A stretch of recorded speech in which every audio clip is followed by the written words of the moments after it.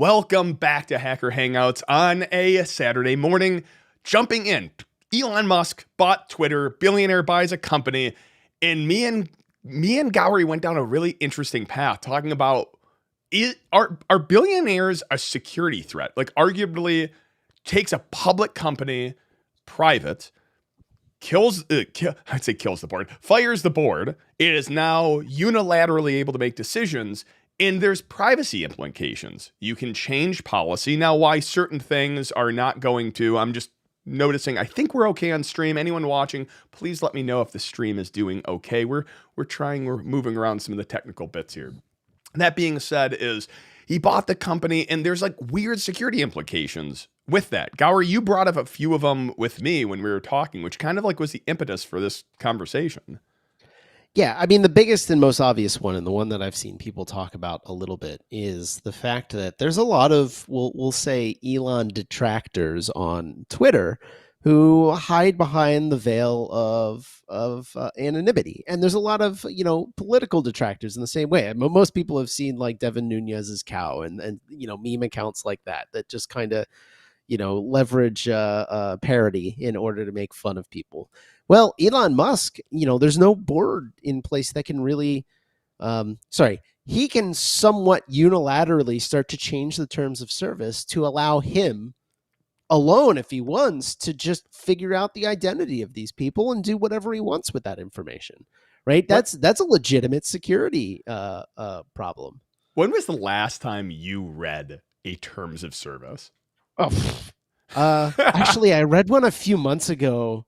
I know what it was. I signed up for the PCI SIG and CXL, which we're going to talk about soon, Compute Express Link. I signed up for their compendiums or whatever they're called, and I had to read their terms of service in order to get access to the specifications that they publish. So I actually read that one because it's relevant to my job. I find it, I've read licensing and things like that when it's for like, especially software, which I'm incorporating within my own. The curious one to me is it was like World of Warcraft Blizzard put in like things at one point. I think it was either around April Fool's, they switched to terms of service where again, there was caveats to it. But it's like, and we own your soul and stuff like that, where they've hid stuff in there and people are like, oh yeah, accept. And it throws some of those things into an odd legal territory. Because the other thing is say you sign and agree to Twitter's terms of service saying, hey, they're not going to sell your data. Even though I've never read it, it's entirely possible they can sell your data, more than likely are, because it's a free service and you're the product. But oftentimes you see these things, hey, we've changed our terms of service, continue use of our services, you accept these terms. Well, let's go in, like we're getting in terms of service. Elon bought this thing. And there's whole ramifications because when you have someone legitimately this rich who can just buy a segment, and I think there's multiple pieces. There's billionaires, are they a threat when they buy private companies? Arguably one, which is one of the biggest social medias, which people actually use. Like Trump used it with his Twitter. I would say successfully, in the sense of he got people to notice his tweets, whether on one side or another. And then you have Biden doing the same thing. You have White House, but then you have Congress people using it the same way, where you then go viral with a tweet. There's whole marketing campaigns built around it. And to be clear, like some people consider Twitter and Facebook and a lot of these social media companies the new quote unquote public forum. And I don't know that I buy this argument, but the argument is basically that this is why politicians shouldn't be allowed to block constituents on these websites, because they're required to allow you to access them on public forums. Right. That's why that whole thing had contention. But now you have one of these things owned by one individual. Yeah. Right. And and they're not bound by free speech. Right. Like First Amendment be damned. It doesn't apply to Elon Musk. He can do whatever he wants. He is not the government. Right. He can do whatever he wants with your information now. And there's the other piece of this is Twitter, like you cannot, it is incredibly difficult to share any piece of news and not have bias, regardless of what it is. Glass half full, glass half empty. You have 50% of liquid left, like whatever you say, there's a bias in that comment. So now when you're saying, okay, I want to clean up Twitter, how does that work without having a Oh, bias like well, so first of all, unilaterally? let's back up a second, right? Like there was a whole process for us to get here, right? And Elon actually tried to back out of this deal because I don't know, no one, we'd all have to just guess why he wanted to buy it really, or why he wanted to back out of the deal, whatever the case was. But I have to imagine at some point, he had to have had the realization that quote unquote cleaning up Twitter involves cleaning up a whole lot of bad stuff that you will get sued into the ground over if you allow to continue existing on your platform. Mhm. Right, like he can't just open the floodgates and allow this to become free for all. Twitter will get shut down for all kinds of nasty stuff that we're not going to talk about on this stream very quickly. Yeah, and Um, I will say this is like one of those things where people argue with YouTube oftentimes. YouTube does an incredibly good job. Like, yeah, they don't get me do. wrong, hacking gets picked up oftentimes and like channels get shut down. You appeal them. I haven't had any videos personally, but I'm in part of a group where people get their videos pulled down. But you do an internal escalation, they review them and they do a good job getting them back up. But we're talking like millions of seconds of video, millions of minutes of video. Like, well, I can't remember how many videos it was. The statistic was up there. It was staggering that they do that good of a job. I don't know if Twitter's algorithm is there, but getting back to the topic, let's go with one person owns it. They can unilaterally do privacy.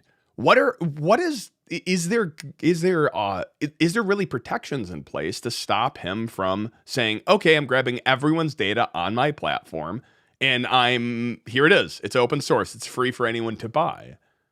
Like, I would say there's I mean, like, legal things in place for that.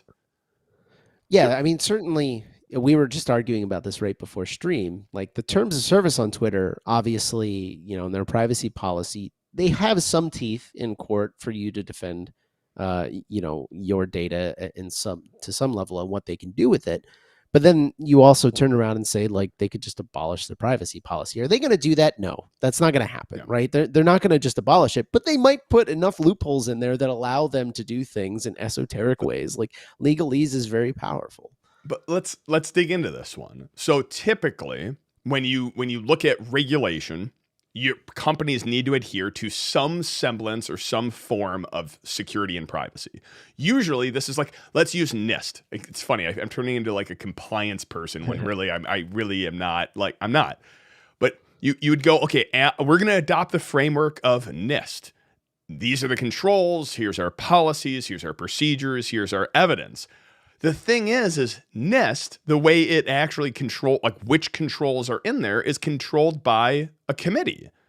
And if you have billions of dollars, the committee, like I knew someone who was on the NIST committee. It's not, I want to say not difficult to get on, but at one point you go, okay, these are individuals. The individuals on the NIST committee are not billionaires. They're not millionaires. They're doing it because they love security and they want to help change the industry. It wouldn't take much for someone to go, I want to be on that committee. I want to buy the votes on that committee. I want to control which policy is there. And I'll make this one Yeah. step worse. And then I want to ask your question, which is, you look at NIST, arguably one of the most well-rounded, well, maybe not well-rounded, one of the most respected frameworks in the United States. Well-rounded is ISO 27001. That's probably more well-rounded. But ultimately, like parts of the Caribbean, these things are more like guidelines than they are actual laws. Like HIPAA is a law, and even that, it's a little bit more prescriptive.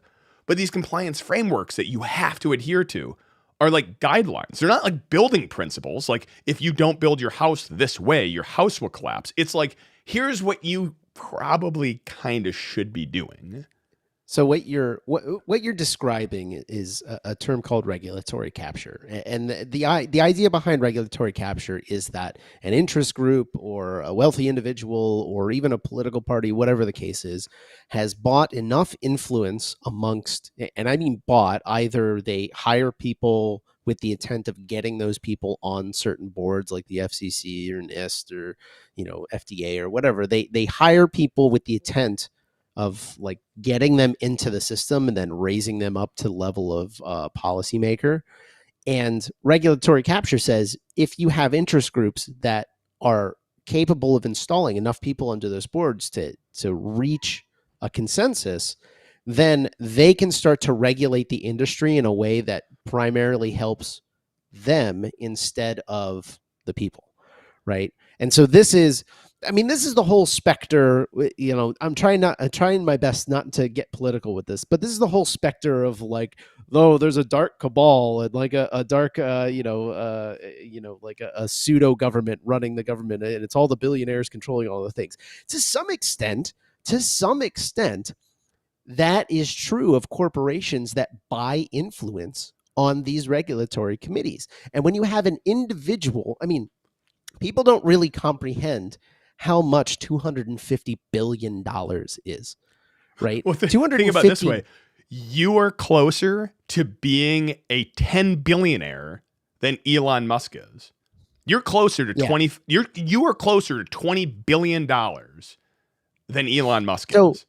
But think you have to think about this. Like one person, $250 billion, one person has more money than a whole multitude of countries combined, right? They are themselves a country in the sense of monetary power, right? And when you think about that, and you think about what a country is capable of doing with the amount of resources that they have in their hands, this is where we get to the question of, is this a security threat? If this one individual has enough money to buy up a whole set of corporations or buy enough influence on a lot of these regulatory boards, at what point does that one individual become a legitimate security threat? Whether it be to your privacy, because now all of a sudden you're a Twitter account that was a parody and was making fun of Elon Musk, and now he can just go look at the records and figure out who you are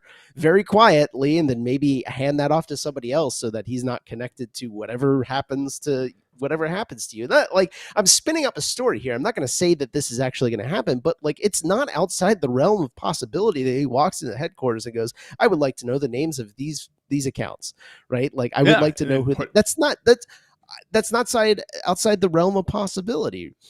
All he would have to do is change a few things in the TOS, and now he has the capability to do it. And I wanted to point this out, though.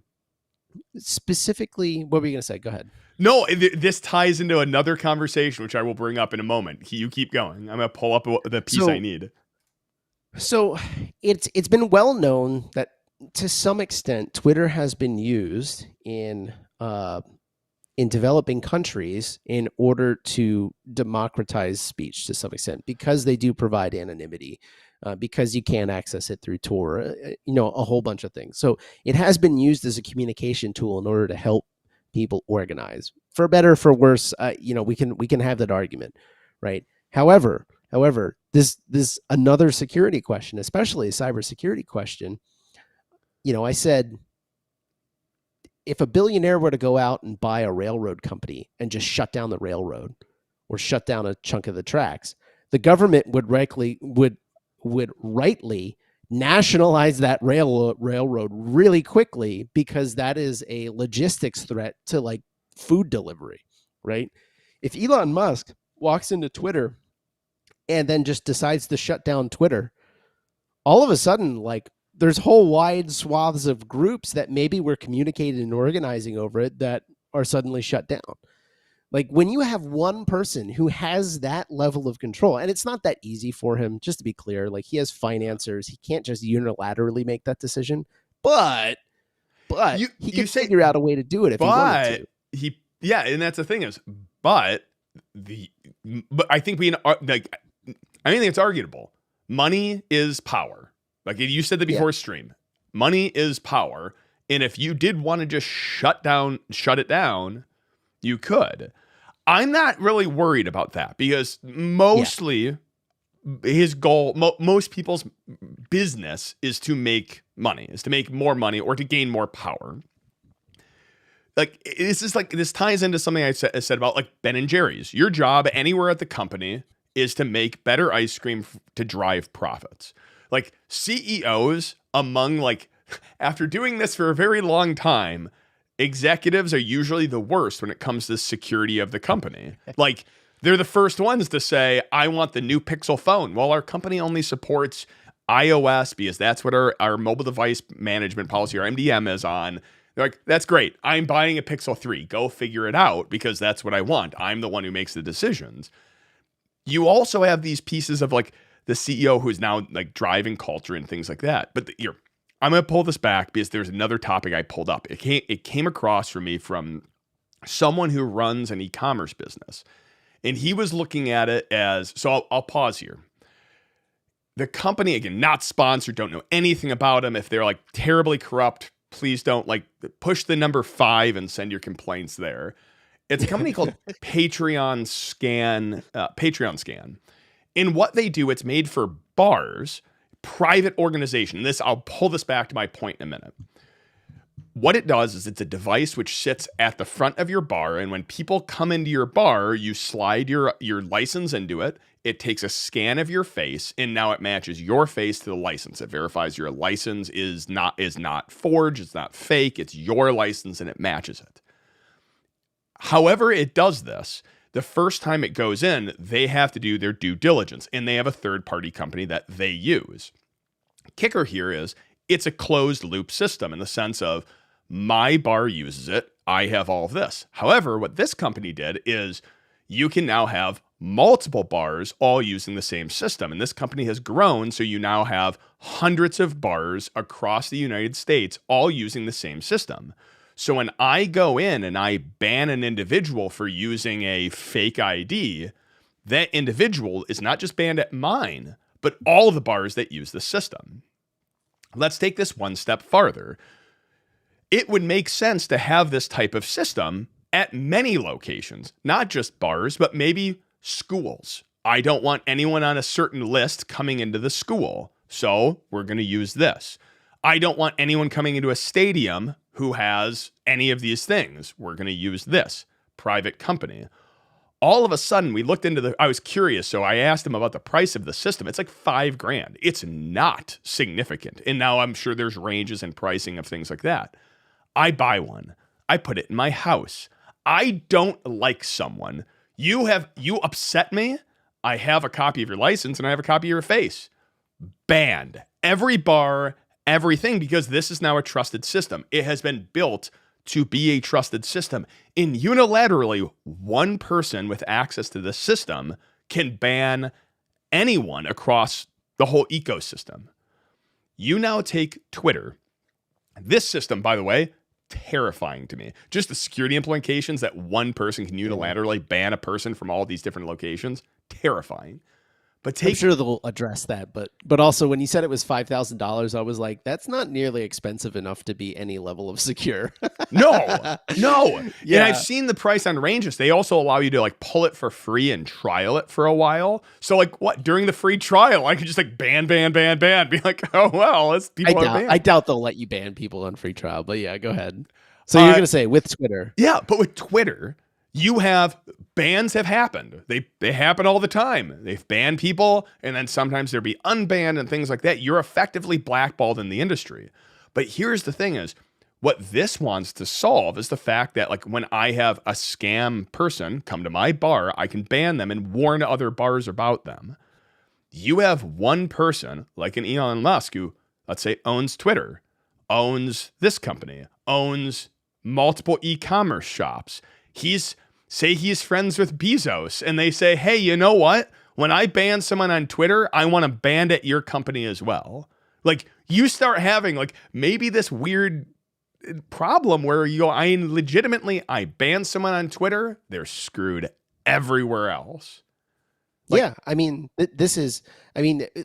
fundamentally what you're getting down to is what I said at the beginning. You have a concentration of power in one individual, and anytime you have that, it's a very big security risk for everyone, right? Because they have the ability to undermine a lot of our shared principles, the things that we, by and large have founded the country on. And again, trying not to get political with this, I think this is something that most people can agree on.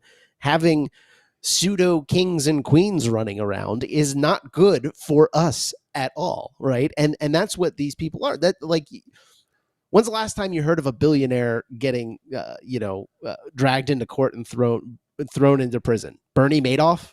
You know what Bernie Madoff did? He stole from other rich people. That's why he went to prison.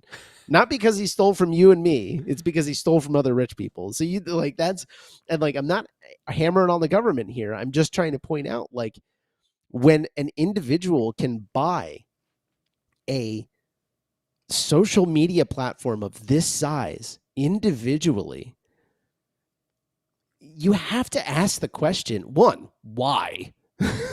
Why does one person want to control this level? Like, there has to be a reason there, right? Other than just to make money. But B, what are they going to do with it? Right. One of the funny things, and this is just kind of an off comment, but one of the funny things that happened in the wake of Elon taking control of Twitter is General Motors pulled all of their advertising from the platform. And it kind of makes sense. And this is funny. Like, this is funny from a large market perspective, right? Like GM, huge car maker. All of a sudden, Elon, owner of Tesla, right, buys the social media platform, and GM said, "I don't want to fund Tesla, so I won't fund Twitter," right? Yeah. With our ad buys. How many And ads also, do you there's think you're going to get question there. for? I was going to say, just how many ads do you think you're going to start getting for Tesla on Twitter? Yeah, I mean, well, but that's exactly the point, right? Like, that's the question: is how, with Elon Musk being the primary owner of Twitter, how much can you trust their advertising platform to? This is the this is why everyone wants, like, Google and Friends broken up, is because they have this monopoly on the ability to advertise and rank advertisements and all these things, and you can't really validate that they're doing it in a way that's not anti-competitive. I hate saying that. Right. So the question is going to be, can Twitter now remain impartial to ad buys such that they're not going to rank showing Tesla ads more than GM ads, or giving GM ads a worse spot in the feed, or whatever these cases? I wouldn't trust it either if I was GM. Here's the kicker though with this is, like, this is where when we started talking about machine learning and we talked about AI and things like that, is you have these algorithmic anomalies that happen. You have, on one side of things, yes, you can absolutely force those things. On the other side of things, there's a reason why certain ads go viral. They're better ads. More people click on them, more people like them. Like, there's different videos that do better. But I'm wondering how many things can be blamed on an algorithmic anomaly, and how many are going to be, like, forced to be there. Like, I think the funniest one to me is that there was the machine learning model that someone created off of all rap songs, and all of a sudden all the prompts which went through the model were, like, massively racist, because most rap songs fall into that category. Like, So I'm curious how that's going to work for advertising. I'm gonna pivot here. So Braden, so we've made it clear that there's a problem. What is the answer? Funny enough, I don't think, like, this is where we would get political, right? And I don't think we actually need to, right? I don't think we actually need to offer an answer, because I believe that this problem is going to solve itself real quick. And I was telling Silk, I think there's about a 2 to 3 year time frame in which Twitter is going to crash and burn hard, right? And one of the reasons for this is that the financiers of this transaction for Elon Musk have to be paid $1 billion a year to $1 billion a year to finance this transaction, right? And as soon as any major change, well, first of all, he already fired the board and he unbanned Kanye West. And I'm sure we're going to see a whole slew of other unbannings, right? As soon as major things start changing at Twitter, I'm pretty sure Twitter is going to have a mass exodus of talent, followed by an issue with content moderation on Twitter, followed by mass abandonment of Twitter because it turned into a cesspool, and then Twitter is ultimately, I'm not going to say it's not going to disappear, right? But it's going to go the way of MySpace, and something else is going to pop up, and this is going to be fun to watch because it's going to be watching Elon Musk lose $44 billion. Like, what could be more fun than that? I I think so I disagree in some ways. I mean, maybe I'm just like, anytime I hear any of these things, I don't like, it's when I've had debates with my father on a lot of these things is like, did you see this? Yeah, I saw that because it's made to be a spectacle to have people Yeah. pay attention to it. And I think, again, if I'm in the room with Elon and he's like, how do we get more eyes on Twitter? How do we get more people on Twitter? Well, make a spectacle, unban a bunch of people, get people to go, oh my goodness, and get free publicity. Again, not making it political. Trump was a genius at this. And now just let me pause here for a second, because he knew how to make a spectacle, and everyone in the entire news would talk about him. It would be constant 24/7 talking about, did you hear what he said? Republican, Democrat, did you hear what he said? Did you hear what he said? Can you imagine what he said? Same thing here. You unban a ton of people. What's everyone talking about? Did you know Kanye West got unbanned? And we're talking about Twitter. Like, I would think that would be the first step to getting more eyes on it. Like, but remember, it's a business, right? Like, yes, it's all about the impressions and how many ads can we sell and all these things. But if you're if you're saddling Twitter with $25 billion in debt off the get-go, you have to pay $1 billion to your financiers year over year. And like, this is critical, right? Like, my hypothesis here lies on there being an exodus. Because if Elon tries to run Twitter the same way he runs SpaceX and Tesla and these other companies, he's not ready for the exodus that he's going to face. Like, software engineers that want to sling this level of software, like the social media software, don't put up with the, like, there's a safety regulatory issue at SpaceX. There's a safety regulatory issue at Tesla. We're writing social media software, not a car with a battery that can blow up, right? This is what's so interesting. This falls back to something we said before, which is, going back, we made the problem clear. What's the answer? And here's where it becomes, your call is 3 years and whatnot. Mine is like, I think this is going to shine a light on one of the biggest problems in cybersecurity, which is there's not really a whole lot of laws. There's not and I'm not saying, I'll be very clear. I'm not saying more regulation is the fix. More laws are the fix. I'm not saying that. What I'm saying, though, is like, it is the Wild West for security right now. We've come a long ways, but things like privacy fall into this category of like guidelines and not, here is the laws to govern privacy. Even the laws that do exist are pretty squishy. And I'll use the example of this. Let's take one of the one control, and I've ranted out this one before. There's one control in NIST. You need to have an SDLC, a Security Development Lifecycle. You can have that security development lifecycle written in crayon on the back of a napkin, and you can satiate that policy. You can satiate it there. You can write inside your procedures how to check the crayon drawing for certain things. You then can provide evidence of that. Now, where your if you go after SOC 2 or anything, doesn't mean anything. Anyone who reads the fine print is going to be like, yeah, no, it's whatever. You still satiate it. But again, NIST, not a regulatory thing, not a standards thing, not a law thing. And I think the problem is, and the solution is, we are in the Wild West, and we need to have some sort of legal guidelines and precedent set to help govern these things. And it needs to be done with very delicate hands, because you could blow up an entire segment. You'd blow up all of software. But I'll make this one step worse. There's no coding guidelines. Like, it's legit. Even within companies, we struggle with this. There's not a here is how you do that. We have whole swaths of like prettyifying in rule sets in linting to help make sure that we all kind of like keep our codes somewhat similar, but none of that exists to like control so many aspects of this.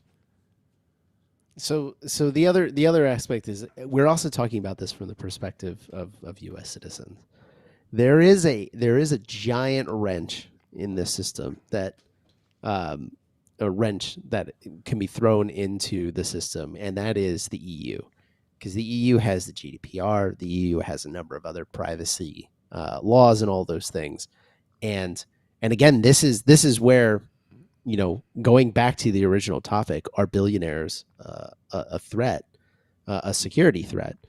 The EU commissioner has already said, Elon, you're going to play by our rules, and if you think you're going to skirt them, they have the ability to just shut Twitter down, right? For the EU, in theory, right? But or sue them into out of existence, and like this is going to be like. I don't really use Twitter. I'll occasionally hit the like button and like share when we ever have our videos go up on them, but I don't really use Twitter. It's not a thing for me. Call me a Luddite. I always joke, like, I have a TikTok account, but I don't use that either. I follow exactly two people on TikTok, and that is Silk and Taylor Swift. I haven't posted there in months, I think. Yeah. But the EU, I think, is going to be, to some level, the saving grace for people's privacy and people's security for those people in the EU, right? I don't think there is any guarantee of privacy on Twitter anymore inside of the US. And it's all going to be under the guise of quote unquote protecting the First Amendment, and being able to defend yourself. It's going to get real weird. Like, don't get me wrong. It's going to get real weird over the next 2 years with Elon in charge of Twitter. Either that, or he's going to unload it very quickly in the next 2 years to some other rube that buys it, at a steep discount.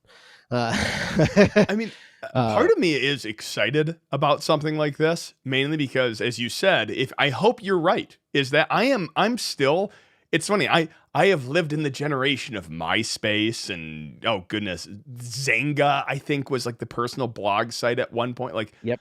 And then Instagram has gone through changes. I don't like where social media is now, because what it is hey, like YouTube has done it with TikTok. And in some ways, I like YouTube. I really love YouTube. I'll say I really do love YouTube.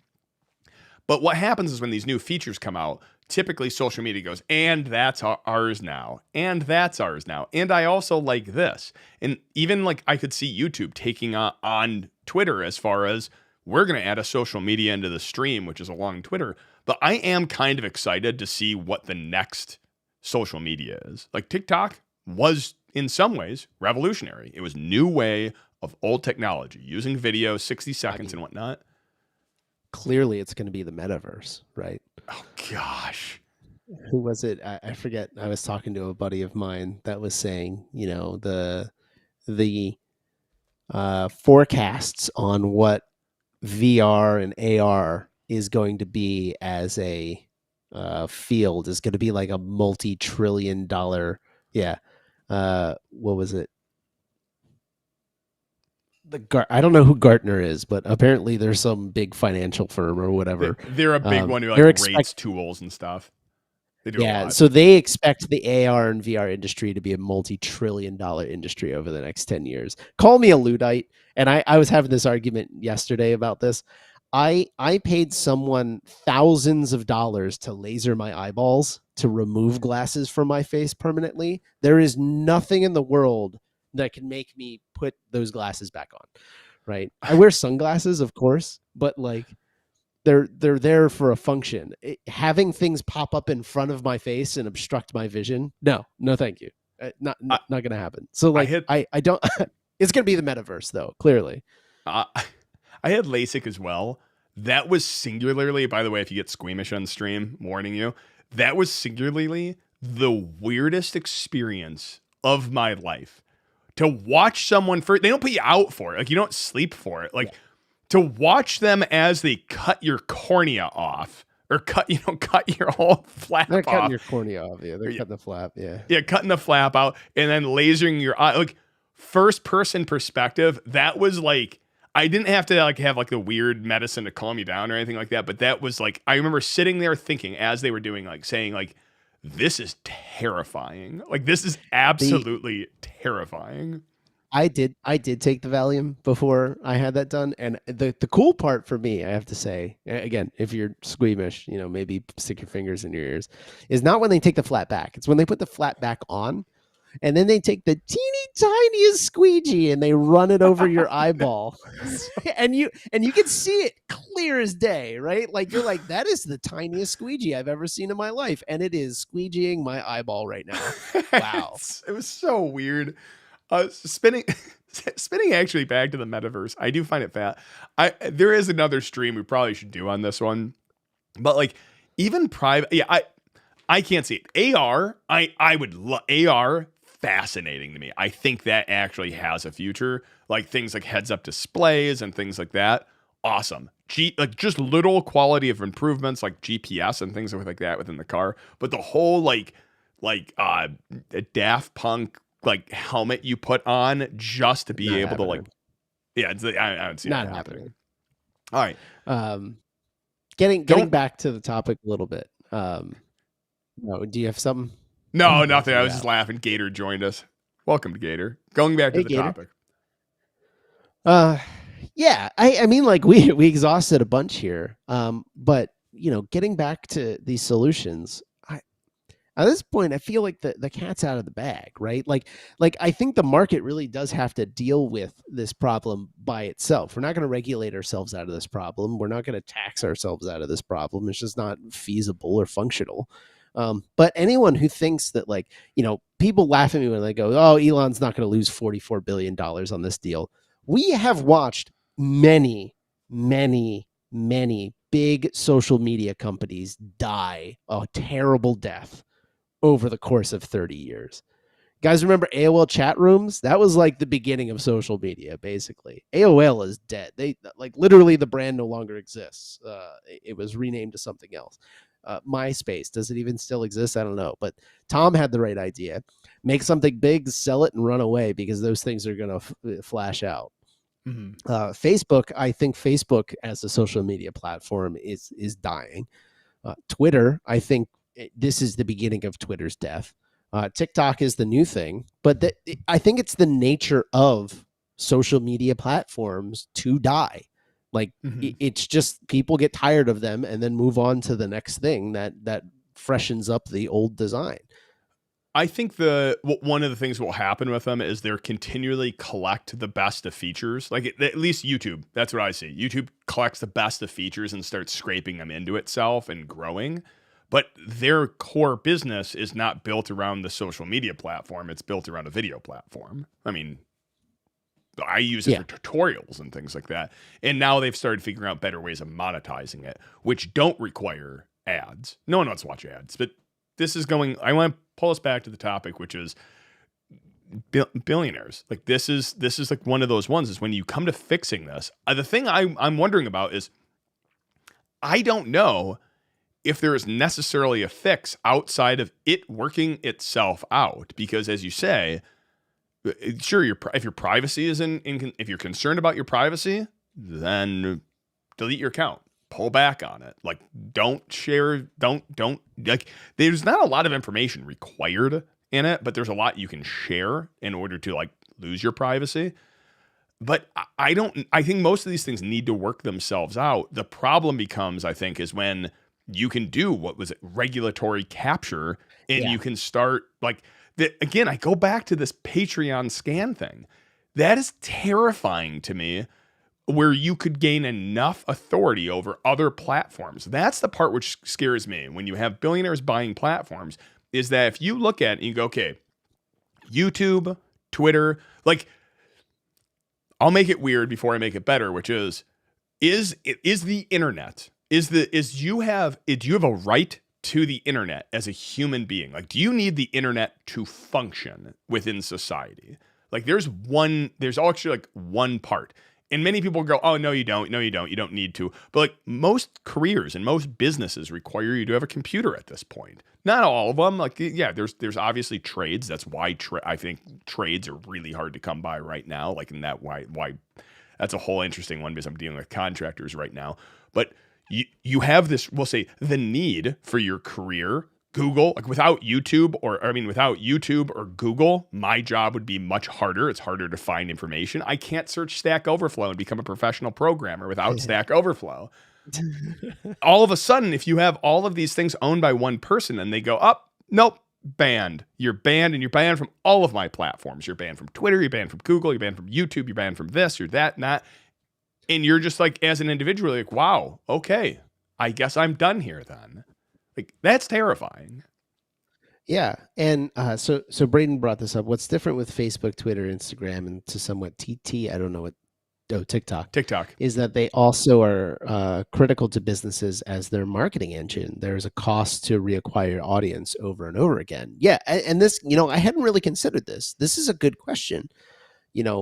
At what point does this is a crazy question. I can't believe I'm asking this question. At what point in a society does advertising become critical infrastructure? Right? If you have the ability to control an advertising platform that has such a reach that were it destroyed tomorrow, it would destroy a large swath of businesses, does that become a threat?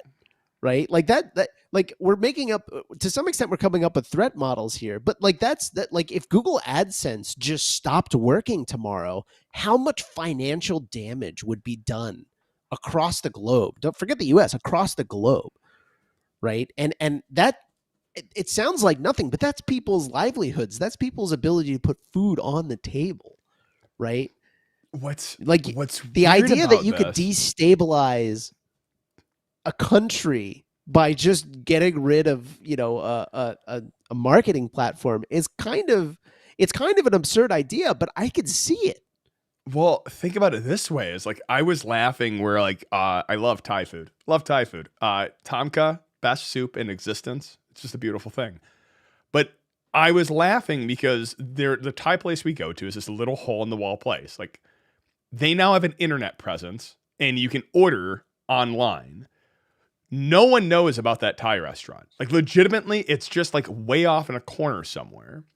The one that's actually pushing them out of business is the one who their food tastes like crap, but they have an online presence and they're doing advertisement. So when people search Thai food, move to the area, I want Thai food, they're the first ones that pop up. All of a sudden, if Google goes away and whatnot, which business is going to actually, like, if their advertisement is slashed, that business is going to suffer because their food's crap, but their advertising is a lot better. I don't know if this is just a new iteration of that. Like, Google and whatnot lets you advertise better versus historically you do it in a news magazine and over the long term, the one will win out. But now we're hitting in kind of a weird one of like the Walmart issue. What happens when the Walmart comes into a small town, pushes everyone else out of business, and then the Walmart shuts down? Like the whole economy is devastated in the area. No, that's exactly the problem, right? Same thing here is like you have this massive advertising agency. When that's shut down, everyone's thrown into chaos. The other one I'll throw out. Go on. I was going to say the thread that connects these two things in both cases is the more and more concentration of power, and so the answer here in a lot of ways, in order to protect the public, in order to protect society, is to break up these massive conglomerates like Meta and Google and probably to some extent Apple, but although I don't know how, because everything is just so tightly vertically integrated on that side. But like the Google and the Apple, even like GM, like a lot of these companies, you think of GM as a car company, it's a conglomeration of companies at this point.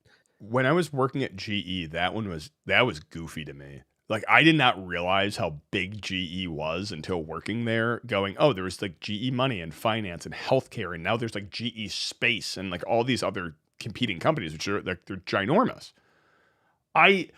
It's interesting because when you go to like splitting up companies and whatnot, historically I would have looked at and be like, private industry, I'm not a big fan of like government regulation, like within a ton of different things, but I'm kind of like switching in some ways. And again, not getting political, but like you look at like the engineering thread that, what was it in, it wasn't that long ago, the engineering thread where it was Facebook, Apple, whatever, the whole Silicon Valley, that they agreed not to, Fang, not to poach other engineers. And they actually just settled.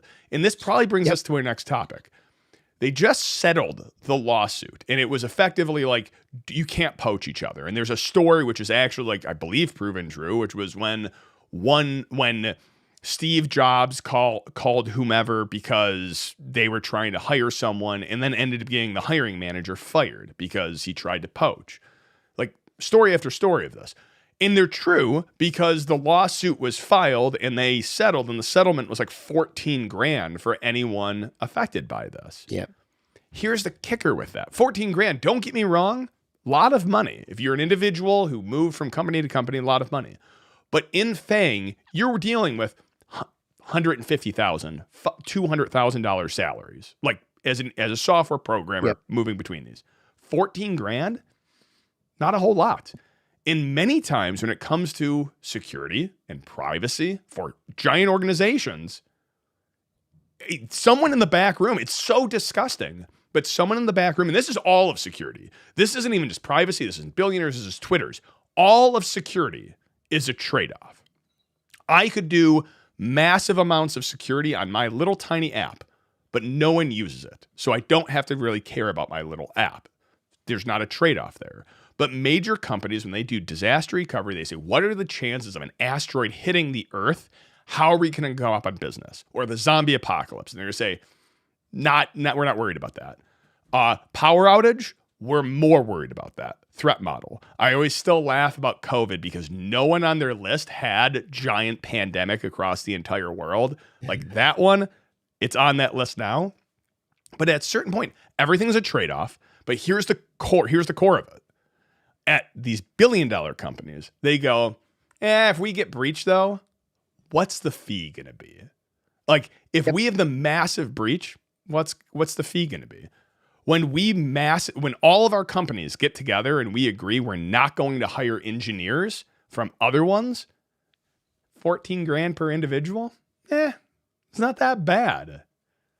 That, I think, is the core of the problem. And it's not fining them into oblivion.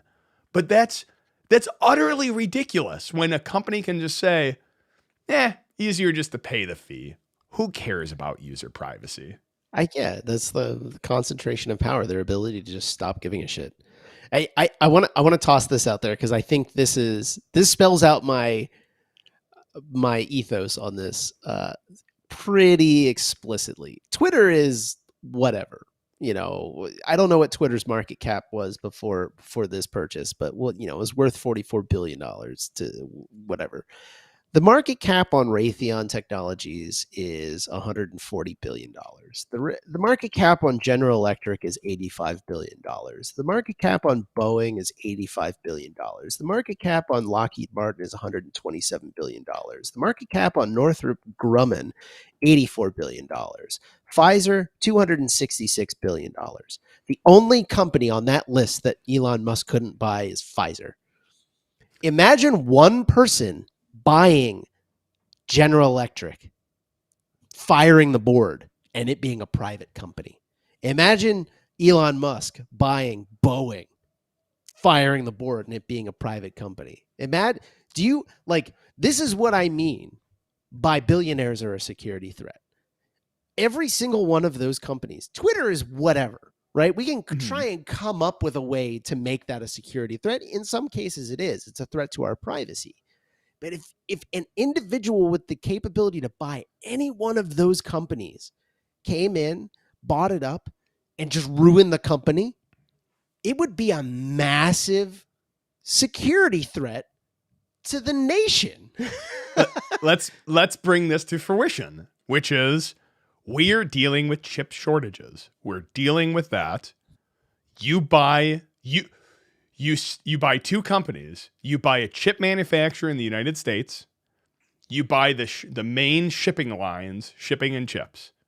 You shut those down and increase the price of your chip manufacturing. Intel Corporation is $120 billion. One person could buy Intel, right? Would it get approved? Probably not. But in theory, if you have the money, you could do it. If one person bought Intel, and then, you know, this is where regulatory capture comes into place. The Biden administration just put an export restriction on high-tech chips to China, in order to combat them making, you know, weapons with them, essentially. You know, they could just decide to like offshore the company entirely and just leave, right? That one person buying a company of that level of critical infrastructure, you know, we talk about, you know, advertising being critical infrastructure. Twitter is a spectacle. Intel is a real, you know, massive corporation that affects our everyday lives. They make chips that go into everything, right? The idea that one person could buy a company of that impact is terrifying. My only argument to that is the fact that as of right now, one person can't buy that. Because I think what Elon is $55 billion and, you know, half of that is pulled into Twitter. So Intel would be, but that being said, is it wouldn't be difficult to, I don't know, pool a couple people's funds. He's still at around $220 billion. He just dumped. Oh, am I way off? Oh yeah, dude. He's I'm like, way he was off. worth $250 billion, dude. At a certain point, like, it's not, this is, again, I'll say the same thing I did earlier. Me and you are both closer to $20 billion than he is. Yeah. Like, that, if that doesn't say it, like, it's one banana silk. What could it cost? $10? Yeah. It's like, you know, it's because we're raking in the money from Hacker Hangouts, and definitely it doesn't cost me money. If we fall into that amount of money, this channel would look probably no, actually it wouldn't look massively different. It would look the exact same. Two idiots on a Saturday talking about billionaires. That being said, though, it is terrifying. I think it's terrifying with an Intel, something like that being bought, and critical infrastructure. The part of this is like, I think there's two aspects. Is you have critical infrastructure attacks that billionaires could impact. You also have this whole idea of moving things more and more and more centralized. It makes sense. Like, this is like, Google does this all the time. New product comes out, new technology comes out, and they go, ooh, we like that. We're scraping that in and we're going to buy that, and they're going to just run it internally for us. And then maybe they shut it down as another dead product. Like, more and more centralization. I don't know. It's funny. It's like, this is like what the core of what Daniel Suarez was talking about in Damon and Freedom. There was that whole, like, what was it, the semantic scale or whatever it was called. It was that you wanted too much power with too few individuals wasn't good. And this is what one of the things he had in his book. And then too little power with too many people, nothing gets done. So you need that perfect center point. I don't know. I don't think you're getting to it in the within corporate environment. It's a good topic, and I hope people are talking about it more and more. You know, I've been saying for years that individual, like, I think if you have $1 billion, you're not a threat. If you have $200 billion, you have become a threat because you have the ability to cause mass market instability, and that like has real impacts on people's ability to acquire things like food. Well, I mean, this is another. This going to extend easily into Amazon too. Like, Amazon at this point, like, when have you ever hit you mention any product and someone goes, "Oh, that's really cool." You know how disappointing. I use Amazon, so I am not like. But like, oftentimes you go, I can't buy it on Amazon. I have to buy it through the actual site like a peasant. This is terrible. Like that, if you actually extract that, that is kind of terrifying because you do have massive amounts because it's where it is now. I don't know. I don't have a solution for this. Maybe it's just break it all up and you have to go to the local market to get your honestly new iPhone. that is the only solution. All of these conglomerates that we have allowed to amass the power that they have, and I don't care what side of the political spectrum you're on, Amazon is not a force for good. Google, as it stands right now as a conglomerate, is not a force for good. We can probably have the debate about Apple. I don't know what their conglomerate situation is. I know they buy companies. I know that they're just like every other massive company. Same thing with Meta. It's not Google anymore. It's Alphabet, right? That's yeah. the holding company of Google.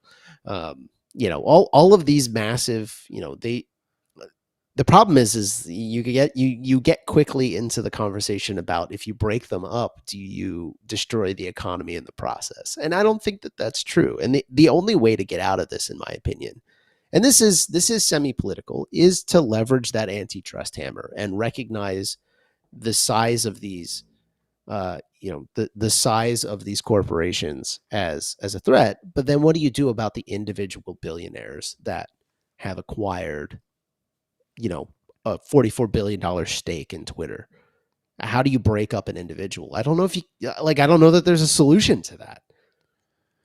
I don't know if, not only would say I don't know if there's a solution to it, I'd also say there's still, even after, like, you think about these problems we're having now, they're still very new.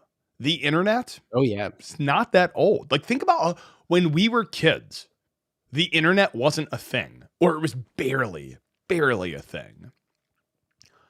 Twitter wasn't a thing when we were kids, and now it's multiple billions of dollars. So many of these companies don't exist now, and as I said, not that old. I'm guessing even when I'm old, I'll still say I'm not that old. But the legal pieces of this haven't caught up. They haven't even come close. They haven't caught up. It's not that they haven't caught up. They just don't exist. They don't exist. So you're asking these questions like, how would you go about it? Like the antitrust and whatnot. Like one of the biggest like ones of our lives that happened was like Microsoft. And if we looked back then and explained to those regulators, this is what Microsoft looks like, and you're breaking them up now, and then you flash forward now and they looked at what exists, they would go, holy crow, like this is like they broke up Microsoft when it really wasn't that big. And this is actually, the Microsoft example is kind of interesting, because now we have a whole slew of companies that are doing the exact same thing that Microsoft did on their platforms. I believe with the Chromebooks are functionally the same thing, right? They just control the entire environment. Apple is basically the same thing. They control the entire environment. Yeah, you have the ability to install whatever you want, but by default, it's all Apple software, right? Mm-hmm. You don't really have a choice. You do, but I mean, only if you could argue that one, but point being is, like, we look at Microsoft was broken up when we were kids for what all arguably every one of these companies is doing now. Yep. And it's amazing to me that not only, and this is the part I actually get upset about, maybe it's political or not, but like, it's amazing to me that we've hit this point in we'll say the regulatory where we're beyond the Wild West. Like, we talk about security and these nuanced things like privacy law and security and cybersecurity and web design and development standards. Like, we call those the Wild West because there's really none of that exists.